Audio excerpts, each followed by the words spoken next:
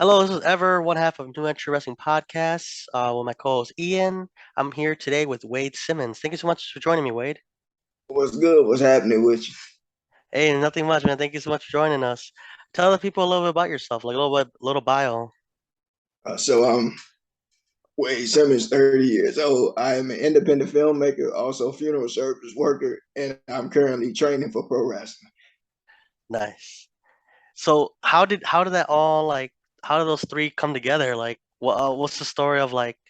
First, how you became a mortician? Like, how did that happen? Or like, what inspired you with that? Like, what do you love about that? So I've been in the funeral business now 12 years. I started in high school, went to school for it and everything.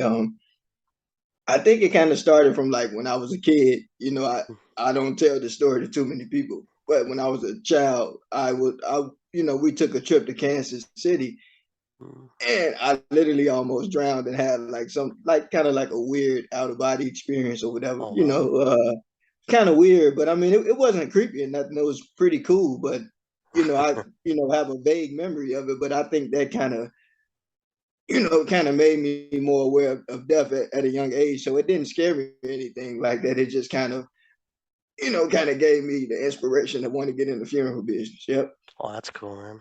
Wow. Yeah, sometimes like a story like that, you're like, it's crazy, man. And then you said, and then you're a filmmaker as well. So like that progressed into filmmaking as well. Like, was that like also Well, a passion from a young age or from an older age? yeah, I mean, again, as a kid, I was into like photography, and I used to like film all the family videos, and then I used to love writing and making up characters and stuff. So I mean, I was doing that as a child too. So like, pretty much everything that I'm doing, I've always kind of been on the path to doing those things. Definitely. And then how did you and then that progressed into pro wrestling? How did that start? Like, hey Ian, Ian's here, my co-host Oh, what's Ian. up, man? And how did you get into pro wrestling? How did that start? Like, how did that like how did that happen? Like, Well, I grew up watching wrestling. Favorite wrestler was Kane, mm, Carlito, what Road Dogg. Chris Jericho was a big fan of his. And the funny thing about it was when I was in elementary school, again, from wanting to do film, I used to write stories. So, like we used to have like the pay-per-views like No Mercy, yeah, and Vengeance and all those pay-per-views. I used to like write little stories like wrestling matches and like kind of write them out in detail. But I mean, but never would I have imagined that I would have probably pursued professional wrestling. But I think that currently filmmaking actually is what encouraged me to get into pro wrestling.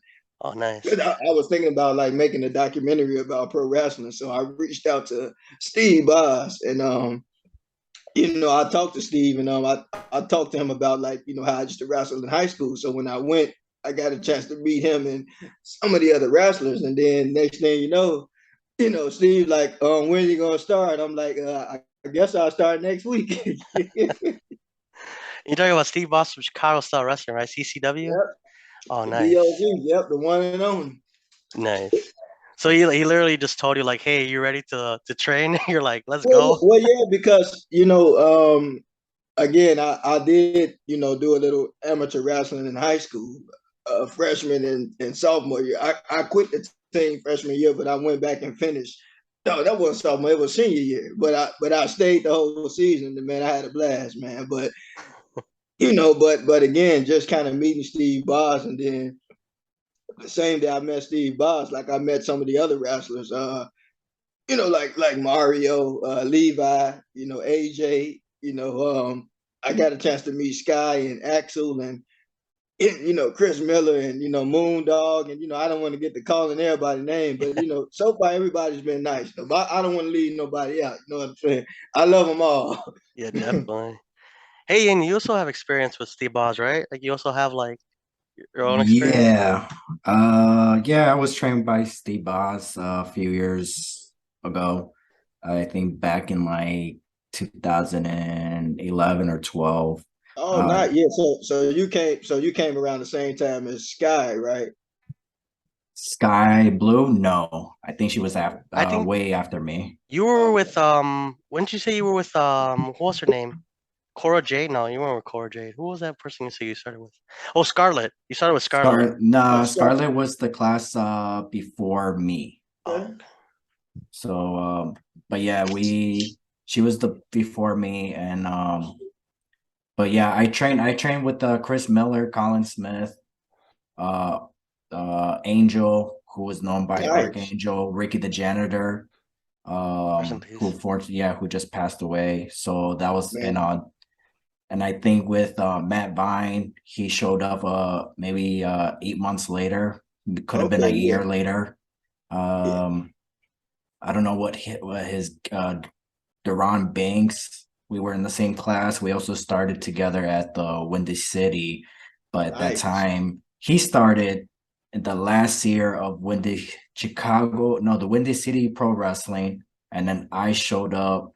Then it got rebranded to, I think, I forgot what it's called, Dynasty, I believe that's what it was called, Okay. and that's when I started as well. And then we both went to CSW.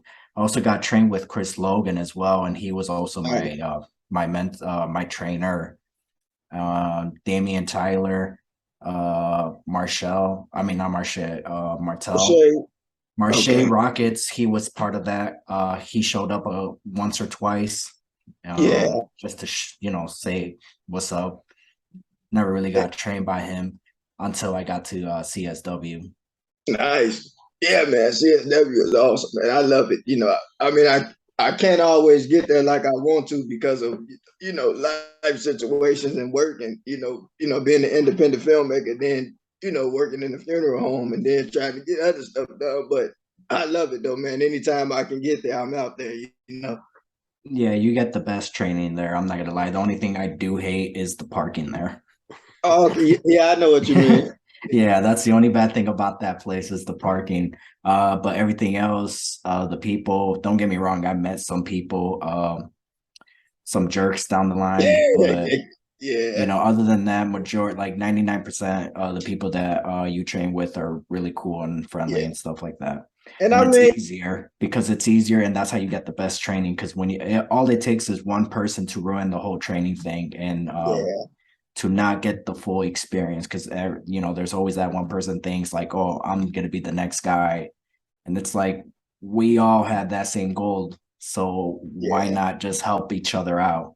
Man, and And look, I'm totally with you on that because I know like me, I come from a very different upbringing. Like me, I'm not gonna say like, I'm the nicest guy in the world, but I think from me working in the funeral business, my personality is a little more down to earth. Like, I don't really wear my feelings on my sleeve. Like, when I think about what the families go through where I come from, right. I don't really let nobody ruin my mood because when I come there to have fun. It's like, like I have a job that's a very serious job. So when I walked into pro wrestling, I walked into it just to have fun. You know. Yeah, that to be honest, that's what people are always telling me, like, oh, do you ever regret not wrestling no more? And it's like I wasn't supposed to wrestle. Like that part, that was just like like we're all kids, and it's like I want to be a Power Ranger, I want to be a movie actor, I want to Yeah, be a superhero. Wrestling to me was like it was just a dream. It was never supposed to happen. I was never supposed to be inside that ring. It was just like I don't remember how I got into it, but I was just like, oh, there's a Chicago school an hour away from me. Um, yeah, I wanted to be a referee because I'm one of those people where it's like when I look at myself in the mirror at that time, even now, it's like I don't see a pro wrestler. I don't see a WWE superstar. I don't see like I can I turn into a big star? Of course, if I hit the gym and all that stuff. But at the end of the day, I'm still gonna be 5'8". yeah, So to me, it was just like, you know what, I could be a referee. I would love to be a referee. But at that time, they were like pay wise, it's like not pay wise. The pay, if I wanted to be trained as a referee, the amount I'll be paying will be way cheaper than being a wrestler. And I'm yeah, like, am I really gonna drive an hour and a half to be a referee? yeah. I know And what you so I mean. was just like, I'll train to be a wrestler. Screw it. At least to get my money's worth, and also what's it called? Make the drive worth it. Yeah, Then I yeah, went, then I, absolutely. Yeah, and then I found out about CSW. Same thing. Um, except for the price of the training, it was going to be like $10 cheaper. So I was like, I guess I'll continue training to be a wrestler. But I was never going to be a wrestler. It was just like I had that mindset already in the back of my head, like who's going to pay a guy who's 5'8"? Like unless I'm going to be that greatness of Austin Aries, because that's why I look up to Austin Aries, because he's 5'8", 5'9". So everybody always every like short people under 5'9", they look up to Brian Danielson. But it's like, no, Austin Aries is the guy for us because he's the guy. He's the one who actually stands up for himself, yeah, saying, I could do whatever you want. If you want me to open the show, I'm gonna open the show and I'm gonna steal the show. You want me to not steal the show because you want the match after me to steal the show? Okay, yeah, I'll do whatever is best for business and whatever, I'll do whatever it takes. Brian is just the technical wrestler, yeah, where it's like, absolutely. that he's the best technical wrestler, and he's like, well, I can't be, I can't go up and beat up Batista, but you know what I could do? I'll wrestle him. Austin Aries is like the pimple, like, no, I don't want to wrestle. You want to fight? I could wrestle, but I could fight as well. So also Davey Richards, but I never found out how tall he was. But anyways, Austin Aries was the guy like I looked up to. So I'm like, that's the only way I'll be a wrestler if I could be Yeah, like Austin Aries. Then I found out I was just like, you know what? Somebody said, you kind of remind me of Cole Cabana. And I was just like, oh yeah, talk yeah. about So I it. was just like, okay, I'll do something similar to that. So that's how I started doing a little bit of Cole Cabana. And then I started doing like the whole La Parka gimmick. So I was Nice. just like, yeah. So I was like, okay, I'll be, and I became a Skeletor for like 2 years, I believe. Yeah, So I basically became like Santino Marella in my own way. Cause it's like, yeah, oh, I guess I could do that. So, but I'm glad I did because those were like the best 2 years of my life. And nobody could take that away from me. Yeah, I, and sorry, and So wait, what's so far been your most positive experience? Like you said, you say you're training a wrestler, but you also trying to do something else, or just more like just a wrestler? well, to be honest, I want to do both, but I'm leaning more towards a managing role just because storytelling is more my thing, right. and I know that I can rub people the wrong way. So I love to be like kind of like a Paul Heyman type of guy. Oh, like face expressions and all that Yeah. stuff. Yeah, I because mean, I Paul Heyman, man, the man is a genius, man. I mean, facts. but I mean too. Look, I'm not afraid to get in the ring either, but I know that I'm a much better heel manager than anything. Because you got to know your strengths and weaknesses. Like me, because I was an amateur wrestler, I'm kind of more stiff. You know what I'm saying? Right. And that's the one thing that you don't want.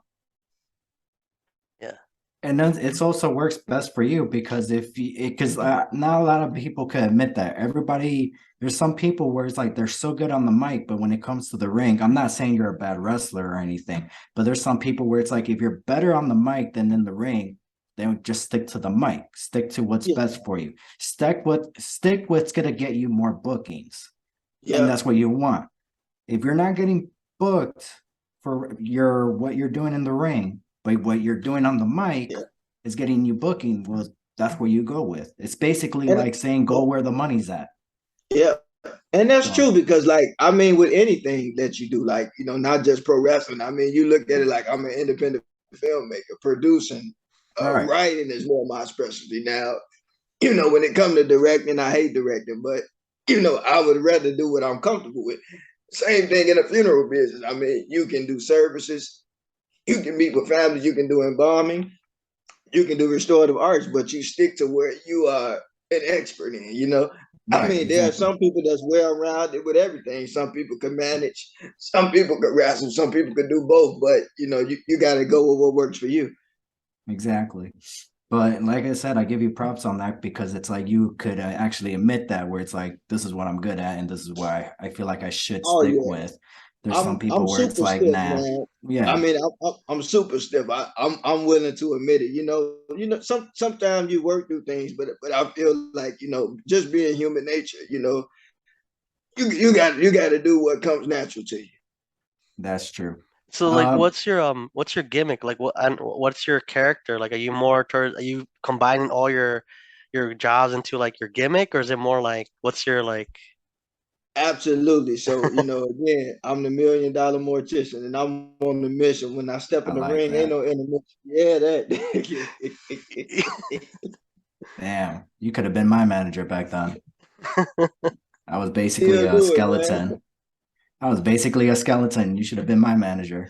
Brought me And, back to and, the dead and, from the dead. and you know what really motivated me, like watching, because I had stopped watching wrestling for years.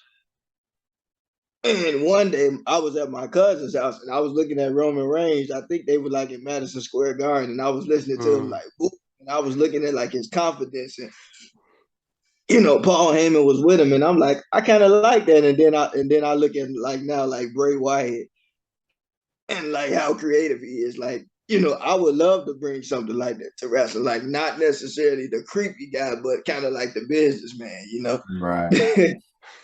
So what inspires you to have that gimmick? I don't know if you ever asked you that question. If he did, I probably missed it. But I where'd you got that gimmick from? Well, to be honest, a lot of people gave me the idea because, like, when I went into wrestling, they were like, oh, because they would be like, oh, that's the morgue dude, that's the Mm, that's like the Undertaker. So I'm like, but at first, I'm not gonna lie, I shied away from it because we live in a world where everybody assumes like you're trying to be like somebody else. Like we yeah, already had an Undertaker, whatever. But no, no, I spent 12 years of my life working in this business. I went to school for it. You know what I'm saying? I am the right. Undertaker. Not the creepy one, but just the Your career, your just profession. your career wise. So I'm like, I would love to bring that type of character because I'm gonna tell you a little more about my wrestling character. Okay, you think about it. Like one of my biggest life philosophies that I kind of incorporate in my character is any of my friends will tell you like I value time. So I thought about like becoming like this heel figure, like that, take a struggling wrestler, become his manager, and just kind of like be like, look here, man, like you got to live with purpose or whatever, and motivate him and turn him into a heel. You know what I'm saying? Like it's different.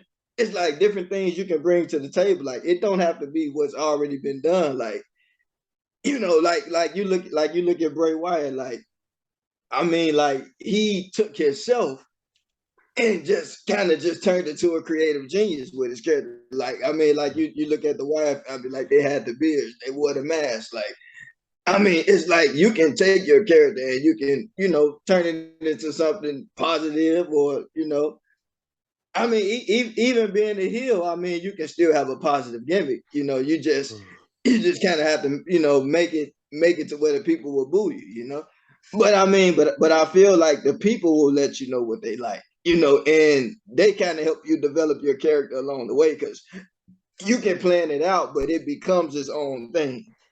Yeah, see, and that's the thing, because nothing wrong where it's a good thing when you have a gimmick before you have your first match, so people have an idea, but then sometimes that gimmick doesn't work for you.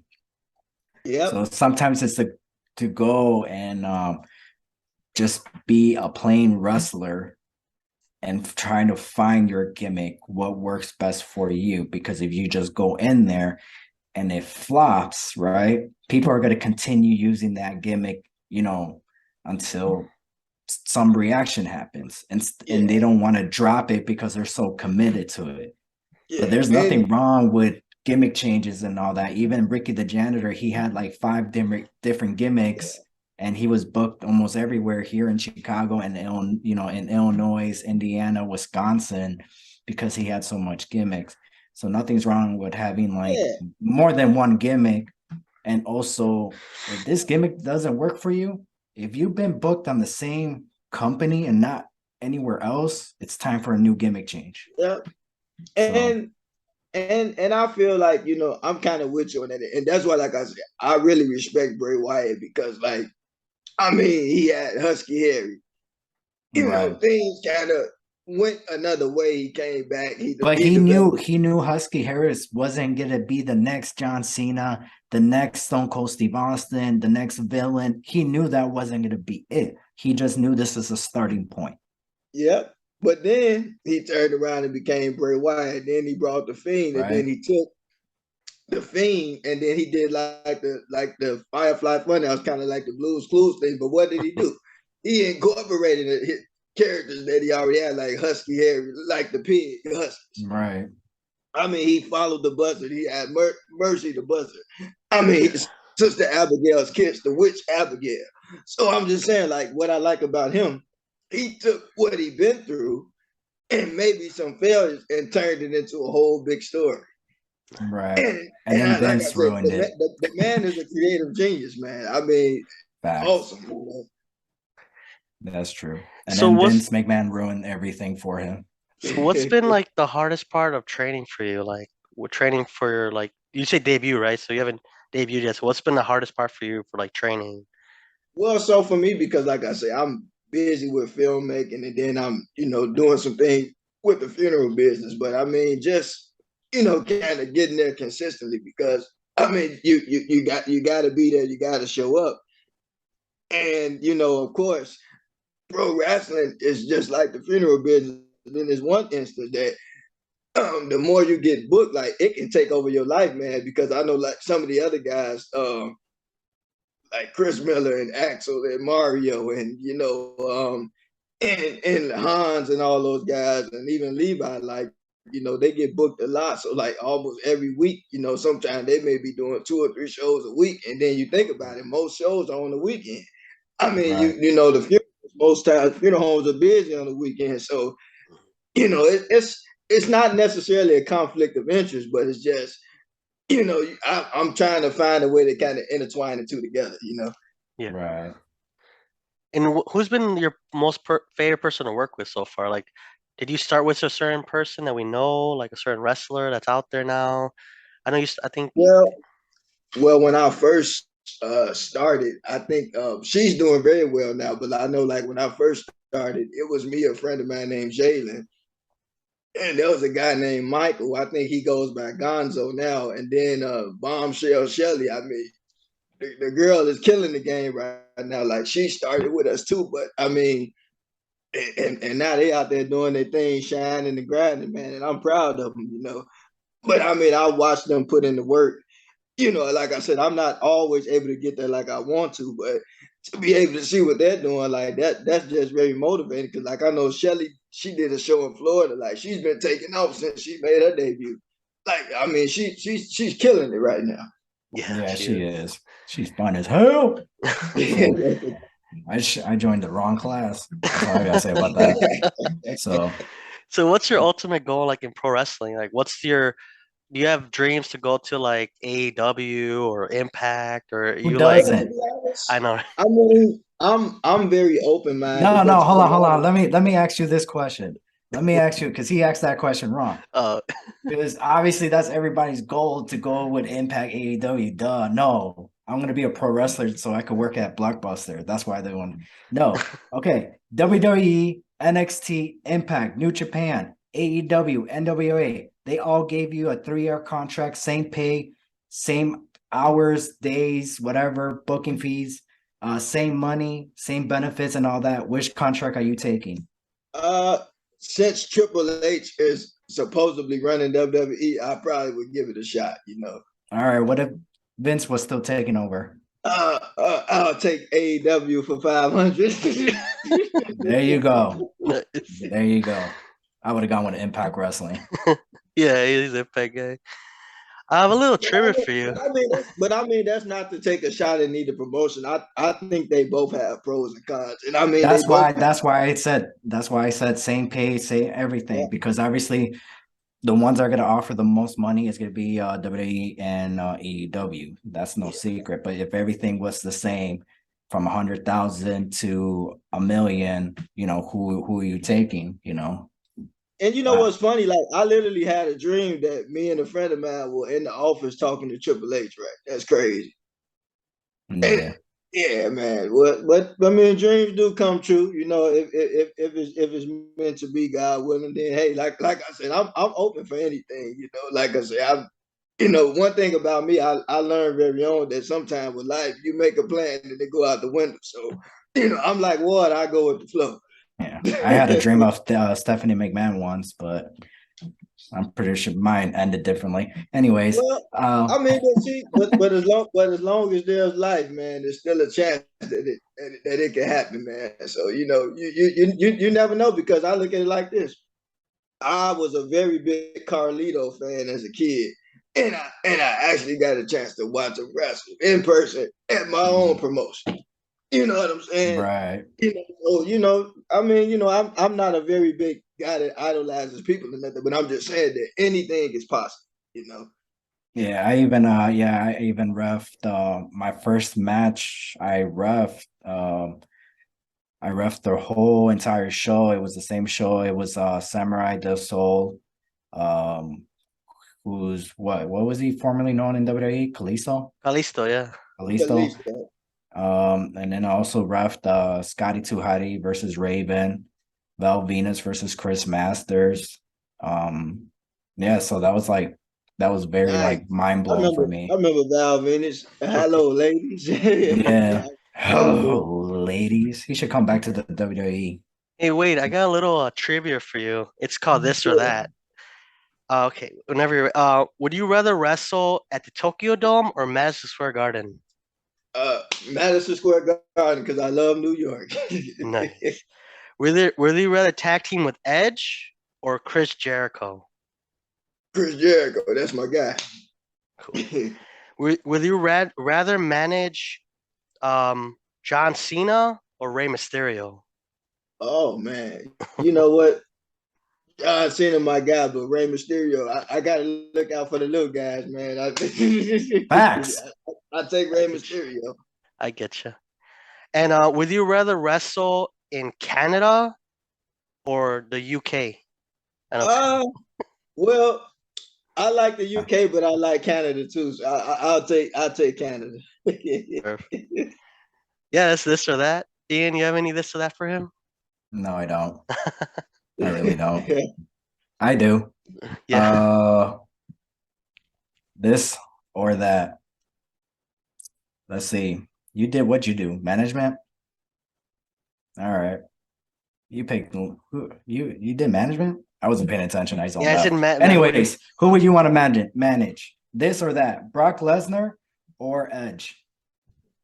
You know what? I would love to have Brock Lesnar be my muscle man. All right. Uh, Roman Reigns or Bobby Lashley? Who will you want to manage? Ooh-wee.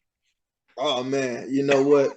Roman Reigns is my favorite current wrestler, but I would love to work with Bobby Lashley. All right. Kenny Omega or CM Punk? Ooh. Um, Chicago native, baby, CM Punk. I'm a ride with him. Look. Nah, I would have gone with Kenny Omega. Let's see. AJ Styles or Kurt Angle? uh, Man, the Olympic gold medalist, man. But AJ Styles, man. I mean, I rock with him in TNA, man. That's my boy. Facts. That was this or that. But you know what? I got one for you. King of the Ladder. So basically, I'm going to give you two names.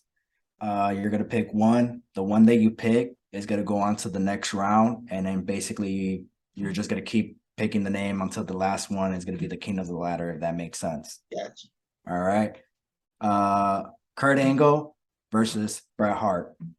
Uh, I'm gonna go with Kurt Angle. Kurt Angle versus Kevin Owens. I like Kevin Owens, but I'm gonna still pick Kurt Angle. Kurt Angle versus Christian Cage. I'm a bit Christian on that one. Christian Cage. Christian Cage versus Chris Jericho. Uh, With my boy Jericho. Chris Jericho versus Bray Wyatt. Ooh. Man, I like Bray Wyatt, but I'm gonna still pick Jericho. Chris Jericho or John Moxley? Jericho.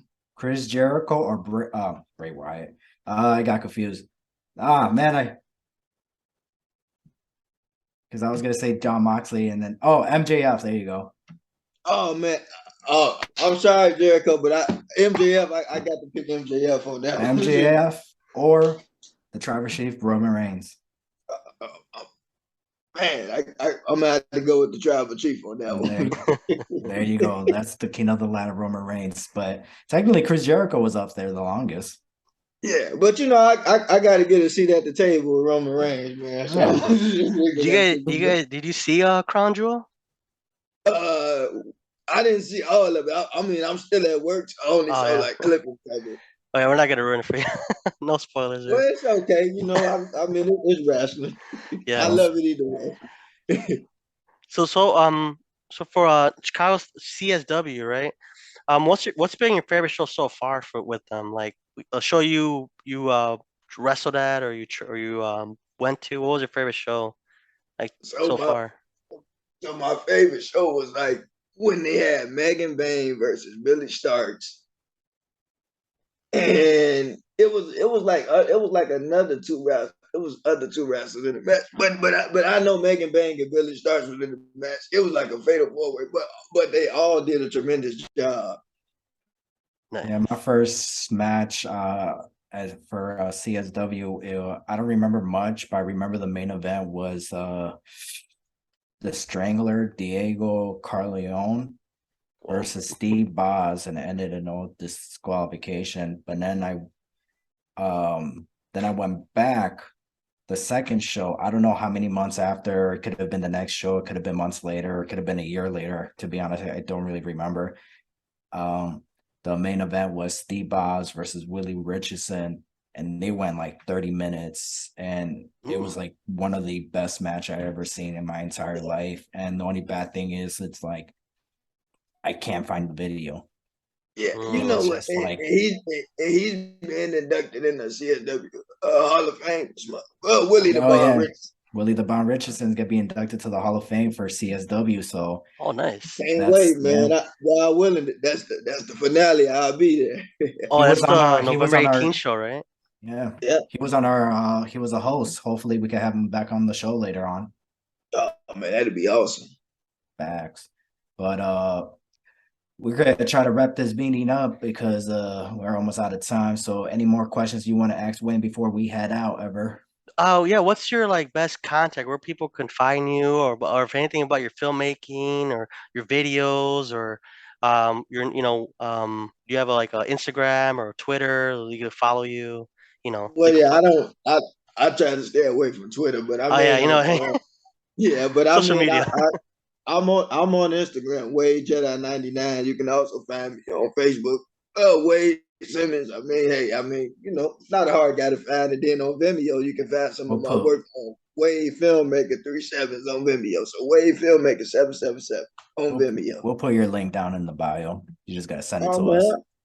I appreciate it, man, and I really had a nice time chatting with you all. And like I said, man, like I feel like wrestling is kind of coming back to its glory days again. Like to me, I mean, everybody feels differently, but I feel like it fell off for a little while, but it's starting to. The independent scene has always still been booming, but like because AEW's on the scene now, I feel like WWE is kind of forced to come on with it, Yeah, that's true. But before we go, can you name me 3 matches so far that you enjoyed this year? It could be from the Indies, WWE, AEW. What are 3 matches that you enjoyed this year? So Axel Rico versus Joey Jet, man. Like the first match that they had, like I fell in love with it, man. It was awesome. And then I gotta say Brock Lesnar versus Bobby Lashley, like. I mean, that's been a dream match. Like, I know they're gonna have another match soon, but like, I mean, that was awesome. Which one? The one that Royal Rumble? Actually, both of them were. I mean, even though I saw a little bit from Crown Jewel, like I figured it was gonna be something, you know. Oh, okay. Yeah. Yeah, but yeah. And one And more. then What's the third one? and then my last favorite match, like this is probably gonna make some people laugh, but it was Steve Blackman versus the Road Dogg. Okay, interesting. Very interesting. That I match don't didn't know if you happen remember, this like year.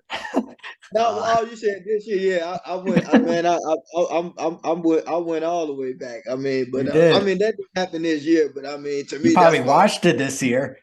yeah. It didn't take place last year. Doesn't count. But I'll give you that one since we're out of time. So thank you, Wayne. Appreciate it. I know I kind of jumped in late because of the bad weather. We have that we're from the yeah, windy city storm. right now. With storm and the Uh, Yeah, wind. yeah. but appreciate it, It's all Wayne. good. Appreciate Wayne. Appreciate Wayne for being our guest host today. Ever take us home, Berber. Thank you guys for checking us out. Thank you, Wade Simmons, for joining us for the interview. Make sure to check us out on Instagram, Twitch, Twitter, and YouTube. Thank you so much. We have And Twitch You're now. welcome. we have not Yep. Twitch, Twitter, Oh, Instagram, TikTok. YouTube. Yeah. Thank you guys. Thank you, Wade. Thank you so much. All right, man. Thank you for having me, man. Yep. We out. Yay!